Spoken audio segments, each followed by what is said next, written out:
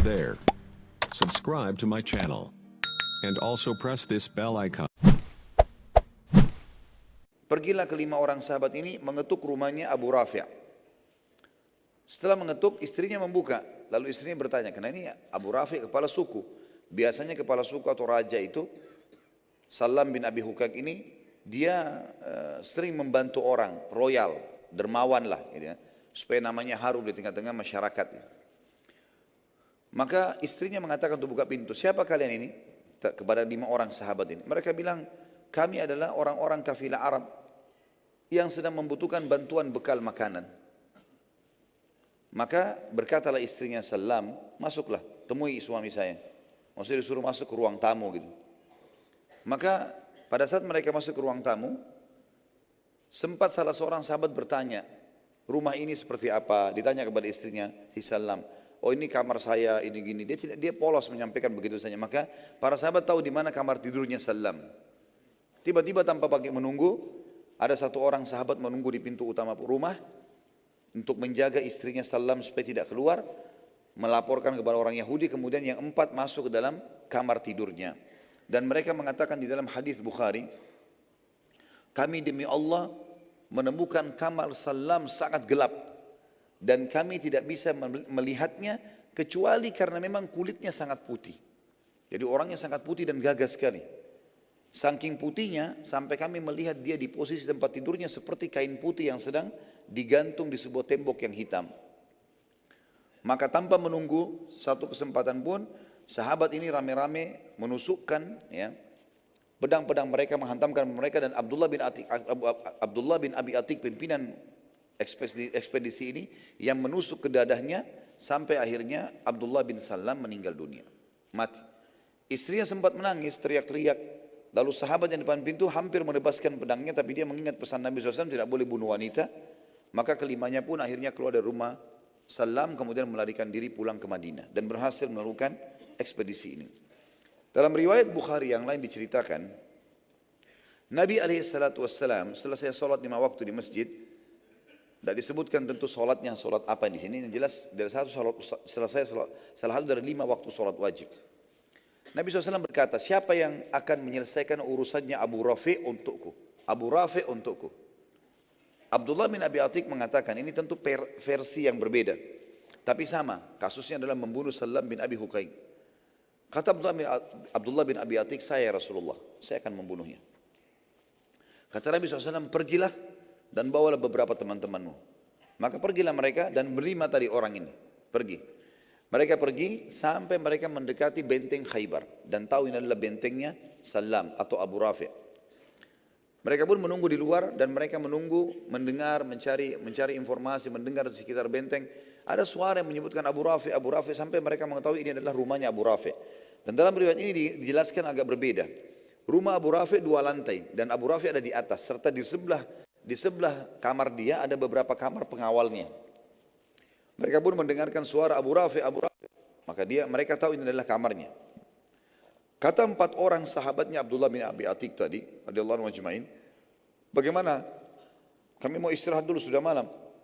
Mungkin besok kita pikirkan bagaimana cara menyerang. Kata Abdullah, silakan, kalian istirahat saja.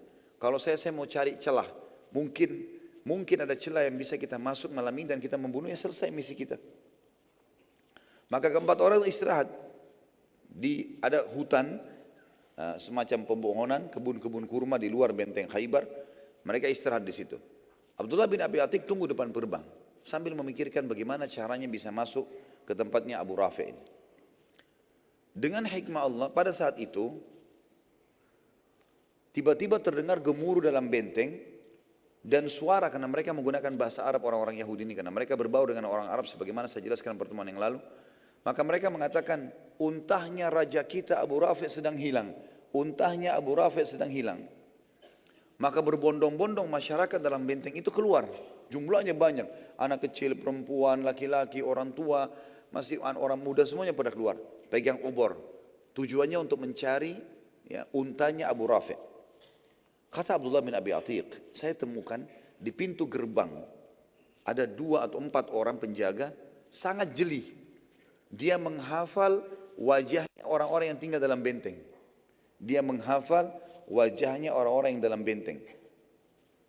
Maka dia tahu kalau ini pendatang. Kata Abdullah, saya tidak temukan kesempatan untuk masuk ke dalam benteng lebih tepat daripada sekarang. Karena lagi ramai. Dia bilang, saya tutup wajah saya. Kemudian saya menyelip bersama orang-orang yang pada saat mereka sudah temukan unta, Abu Rafi, mereka masuk.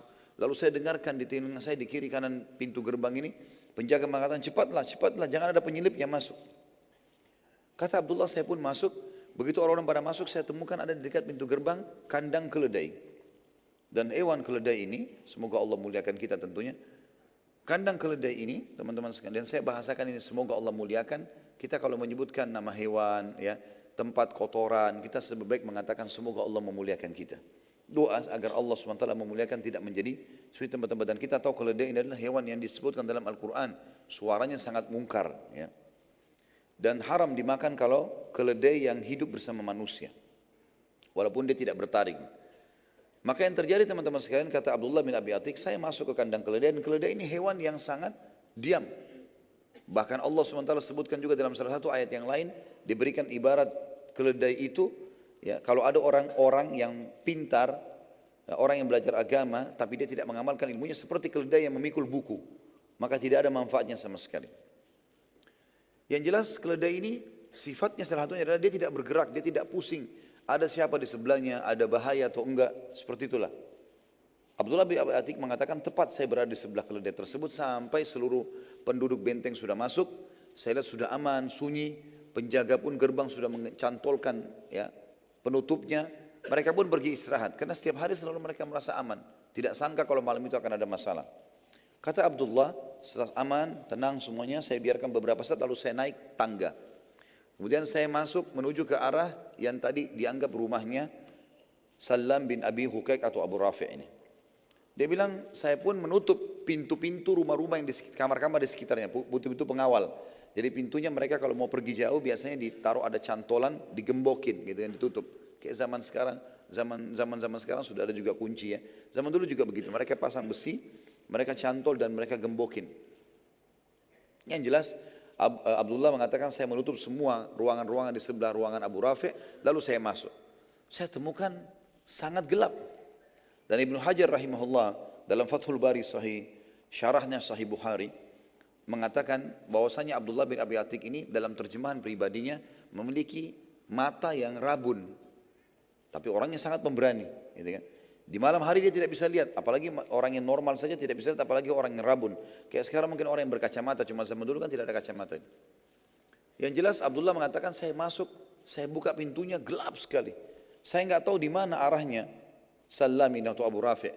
Lalu saya menggunakan suara saya sambil mengatakan, Abu Rafi', di mana kamu? Abu Rafi' tahu suara-suara pengawalnya. Ini suara asing. Lalu dia mengatakan, siapa kamu? Tiba-tiba kata Abdullah, begitu saya dengar suaranya dari arah tertentu, saya ke sana, lalu saya tebaskan pedang saya. Lalu kemudian saya kembali ke pintu, karena gelap sekali. Di pintu minimal masih ada cahaya di langit. Ternyata Abu Rafi' belum mati. Masih keluar suaranya, kesakitan. Kata Abdullah, saya menggunakan kesempatan lagi, saya mengatakan, ada apa wahai Abu Rafi' dengan bahasa yang berbeda, dengan suara yang berbeda. Dia bilang. Maka Abu Rafi' mengatakan, ada orang yang berusaha bunuh saya. Kata Abdullah, begitu saya dengar suara di arah tertentu, saya kejar lagi, saya tebas lagi dengan pedang. Lalu saya ke pintu lagi. Ternyata Abu Rafi' belum mati. Dalam riwayat begitu. Lalu dia bilang, saya ubah lagi suara saya. Kenapa Abu Rafi'? Kenapa? Ada orang yang membunuh saya gitu. Tolonglah segera. Kata Abdullah, begitu saya tahu arah suara, saya ke sana, lalu saya tancapkan pedang di dadanya sampai saya dengar tulang belakangnya bunyi. Setelah itu dia bilang, saya pun memastikan kalau dia mati. Lalu saya keluar, karena sudah tidak ada suara. Dia bilang saya turun dari tangga. Waktu saya turun dari tangga, saking buru-burunya dan anak tangga turun itu kecil, saya sempat terjatuh dan tulang kering saya, tulang kering di depan betis itu patah dia bilang. Maka saya pun mengikatnya dengan imamah saya, lalu saya berjalan dengan satu kaki. Tadi sebelum dia naik tangga, pintu gerbang sempat dibuka sama dia dan dicantolin sedikit batu. Maka dia mudah sekarang buka lalu dia pergi. Begitu dia masuk ke tengah hutan, di tempat perkebunan kurma, teman-temannya dibangunin sama dia, lalu bangun. Dia mengatakan, ada apa wahai Abdullah? Abdullah bin Abi Atik mengatakan, radhiyallahu anhu majma'in, Allah sudah membunuh musuhnya. Kata mereka, bagaimana ceritanya? Dia bilang, tadi ceritanya saya begini, saya masuk, saya seterusnya, terus ditindakan dari awal sampai akhir. Lalu kata mereka, kalau begitu kita pulang ke Madinah malam ini, sampaikan kepada Nabi SAW. Kata Abdullah, dan ini sifat orang mukmin, dia ditugaskan, dia selesaikan. Kata dia, kalian baliklah kalau kalian mau balik. Tapi saya tidak akan balik sampai demi Allah saya pastikan musuh Allah ini mati. Dan tradisi orang-orang Yahudi pada saat itu, kalau ada raja mereka atau kepala suku mati, di benteng-benteng mereka, di pojok-pojok itu ada kayak menara, di situ mereka teriak-teriak, mengatakan si fulan mati, si fulan mati. Datanglah ke rumahnya, ya, ada yang punya hak, silakan diambil dan seterusnya. Maka pada saat itu dia bilang, saya menunggu sampai menjelang waktu subuh, saya sholat subuh, dan mulai pada saat mulai agak terang, kata Abdullah bin Abdik, teman-teman sudah pulang semua ke Madinah. Dia bilang begitu saya tiba pagi hari. Hey there. Subscribe to my channel. And also press this bell icon.